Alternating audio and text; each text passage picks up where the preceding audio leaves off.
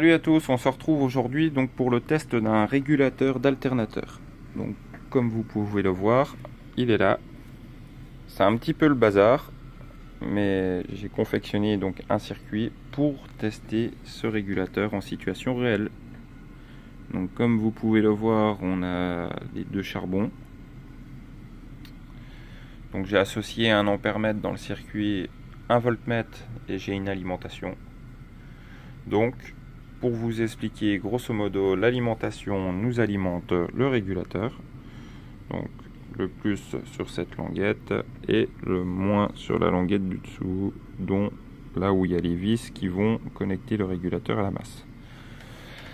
Donc pour ce faire, je me suis pincé entre les deux charbons. Donc j'ai fabriqué une charge équivalente à la valeur du rotor. J'ai associé un ampèremètre dans le circuit pour retourner donc au charbon inférieur. Donc j'ai positionné un voltmètre pour avoir la différence de potentiel entre donc les deux charbons. Voilà, donc on va procéder au test.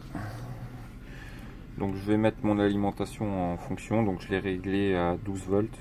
Donc on simule donc une batterie avec une tension de 12 volts entre ces bornes.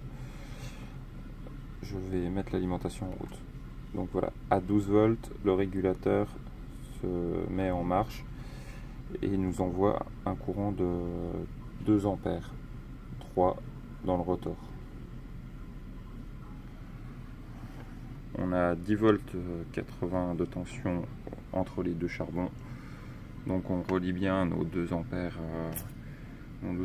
3 sur le circuit donc du rotor. Donc pour vous montrer, je vais augmenter la tension au fur et à mesure. Donc plus on monte en tension, plus on monte en I, ce qui est tout à fait normal. On va aller donc jusqu'au seuil de la coupure du régulateur, parce qu'il y arrive un moment, le régulateur va définir que notre batterie est chargée. Et voilà. Donc là, on a la coupure du courant. On a la coupure de tension sur le voltmètre, enfin entre les bornes des charbons. On a bien la coupure de l'intensité dans le circuit du rotor. Donc pour vous montrer le schéma inverse, je vais maintenant redescendre ma tension pour remettre en route le régulateur. Donc voilà, à partir de 14 volts, le régulateur se remet en fonctionnement pour nous compléter la charge de la batterie. Et à 14,3, le régulateur recoupe l'excitation du rotor pour couper la charge de la batterie. Voilà, j'espère que cette démonstration du fonctionnement d'un régulateur vous aura plu. N'hésitez pas à me mettre un petit pouce bleu. Merci. Salut à vous.